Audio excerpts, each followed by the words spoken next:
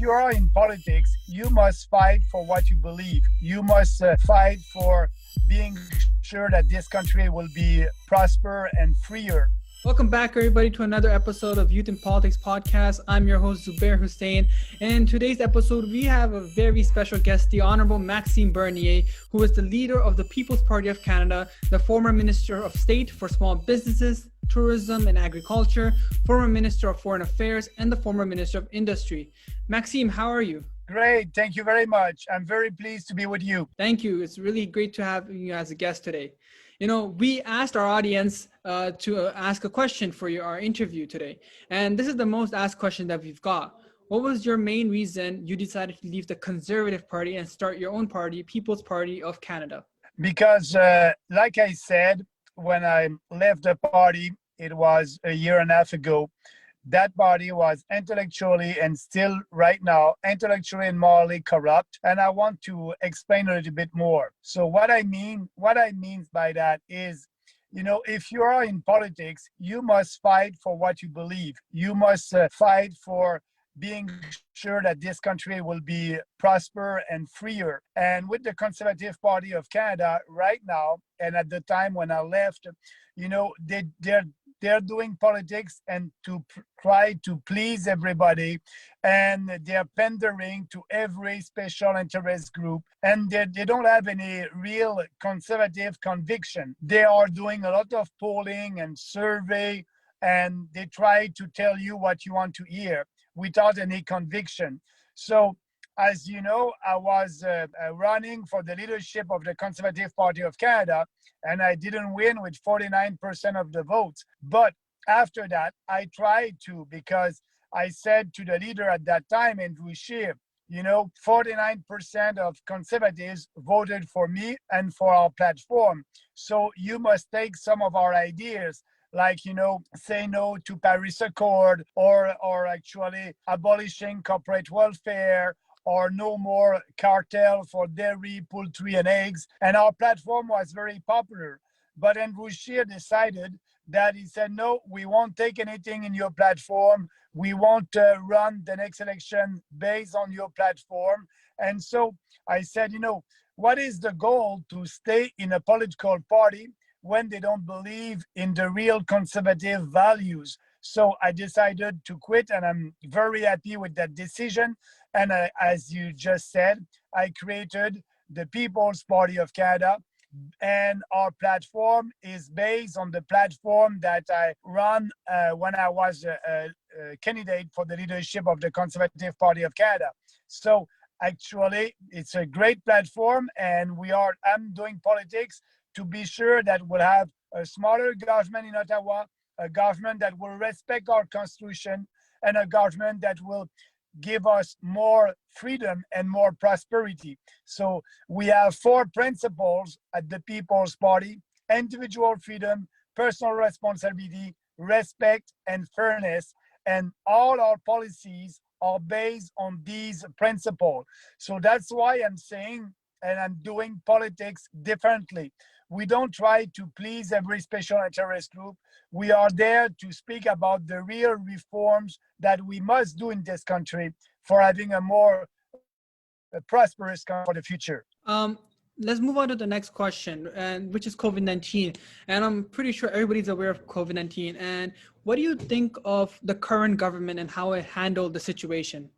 Very badly. You know, since the beginning, the Liberals, you know, I asked the Trudeau government to, first of all, shut down the people coming from China and coming from other countries.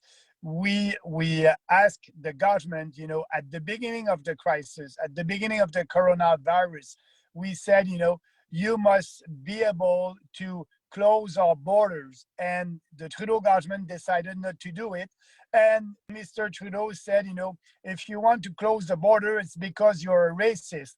And no, that was the best way to protect our country against that virus. So at the end, he didn't do that. And what he did instead, it's a lockdown, the lockdown of our economy. And I said, you know, the lockdown was not necessary. And that lockdown killed the economy. And right now we are in a recession. So the way that the Trudeau government is managing the crisis, for me, they're spending money that we don't have, and right now it will be you and us and me who will have to pay for this huge deficit, more than 400 billion dollars. So we must stop that. So the way that the Trudeau government managed that crisis, for me, it didn't do in the beginning what we expected from the government by closing our borders, and after that, it killed the economy with the lockdown. And after it, we is spending money that we don't have, and try to actually, at the end, the goal of the Trudeau government is to buy votes with the money that we don't have. So he gave money to everybody, and that's why we have that huge deficit right now and huge debt. So it will be very, very difficult for the government, the next government, to balance the budget, and at the end, we will have to raise taxes in this country, or we will pay by inflation, because inflation, as you may know, it's a hidden tax, and everybody will have to pay because we're going to lose our purchasing power. And at the end, the Trudeau government didn't manage that crisis very well. If your government was currently in power, the first thing I'm guessing would be to close the border. But say that after closing the border, the disease is still spreading within Canada. What policies would you implement? But first of all, I think the most important would be, the goal in the beginning of all that crisis was to flatten the curve.